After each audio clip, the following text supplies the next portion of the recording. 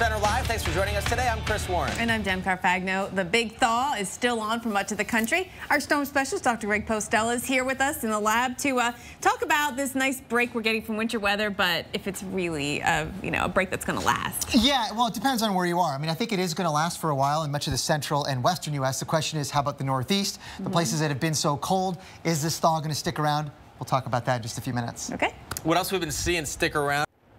We did look at air observations from Eglin Air Force Base last night, and visibility had dropped to about a half-mile at the base. What we're dealing with right now here is that we still have dense fog advisories and real thick fog in New Orleans right now, 1/16 of a mile at the airport there. But Chris, these dense fog advisories have now been extended until 2 o'clock this afternoon. And commenting on what the spokesperson just said, they train how they fight. So they may have to fight in any condition. So they're going to train in any condition. Right? And ultimately it can be dangerous, but ultimately the idea is if they're now having to add battle into that, they're prepared for it. Yeah, and right? you could, I mean, it's certainly the fog is affecting the operation this morning as they continue their search and rescue. We have the thick fog, as you can see in Navarre right now. You know, you look at some of those billboards out there in the distance, and you can't really see them. You can't really see them. They're there, but you don't know what they say. You can see the outline. All right, and that fog's going to hang around. We understand the National Weather Service saying there's an advisory in effect until this afternoon, until 2 o'clock, and we're seeing those visibilities down, up a little bit more in some spots. And that's the thing with fog.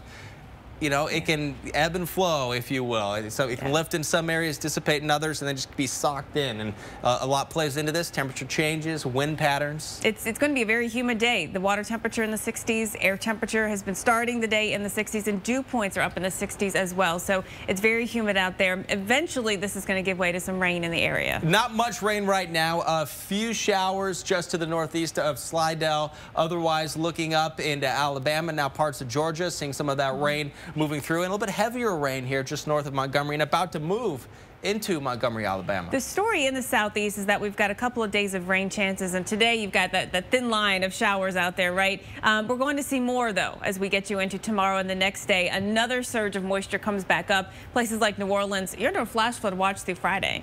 Yeah, and then you see here on Friday that chance for rain also getting all the way to the Atlantic. That includes South Carolina, North Carolina, and then a messy situation all the way up the East Coast. Yeah, so we've got a lot of days of rain to talk about, and this next storm system is going to stay with us into the weekend. At least through tomorrow, we're expecting 2 to 3 inches of rain here right along the Gulf Coast, including in southern Louisiana. And for you in Atlanta, again, we're talking about that cool down here. Temperatures dropping down in the lower 50s. It's going to be one of those cloudy, socked in kind of feeling days. East wind kind of days. I know you're going to have more little special segment on that coming up here in about 20 minutes. Also, the big thaw. Ice jams and show you how things play out. I mean, right, we have tons of snow cover still left across portions of the Northeast, for sure, and even into the Midwest here in the northern parts.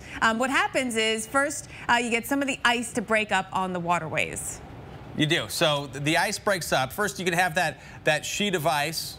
It's a bit of a thaw. Completely over there underneath the thaw. It breaks up. It becomes chunks now. You have these individual chunks. And then if it rains again, it doesn't even have to rain. You just have the flowing stream. But rain's going to make it worse with more melting snow. And then... plus rain, plus melting snow. All the water levels rising in the river. The water levels rise, and then things start moving. And then when there's a weak spot, or you have a shallow area, or you have a bend in the river, something where it will dam up behind it, water like a reservoir will build up.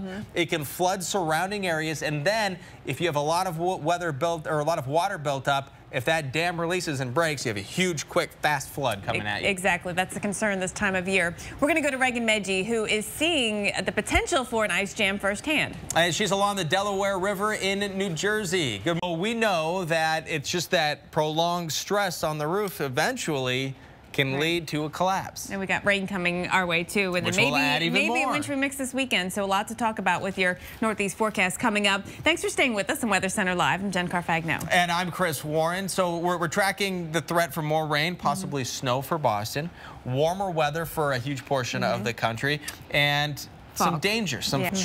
We've got a lot of heat coming back. It's been above average right in the west. We know what a warm winter we've had here. Temperatures this week in LA really climb. Look at Friday's forecast. Look at it peak out 90 degrees, and you're looking at mid 80s on each side and even upper 80s here. And then By Sunday, Jen, we know it's still going to be hot at 86. All right, so record heat. And Sunday is the marathon in LA. They are moving up the start time a half hour to hopefully get out ahead of some of the hottest times of the day. Take advantage of some of the cooler, relatively cooler air. Now into tomorrow, and you see all of this red on the map. That is some heat. You're looking at plenty of 80s throughout the Southwest. Close to 90 in some cases. Yeah, Phoenix, we usually see our first 90 of the season end of the month, so it's a little early for that. All right, so we're talking about the transition from winter to spring and for some. Time now for the winter weather update. All right, so we're talking snow, and a lot of folks have been losing their snow this week, Greg, but the question is, do they have any chance of getting it back? You know what? You don't even have to look at a forecast to say, yes, they do have a chance of getting it back, a reasonable one.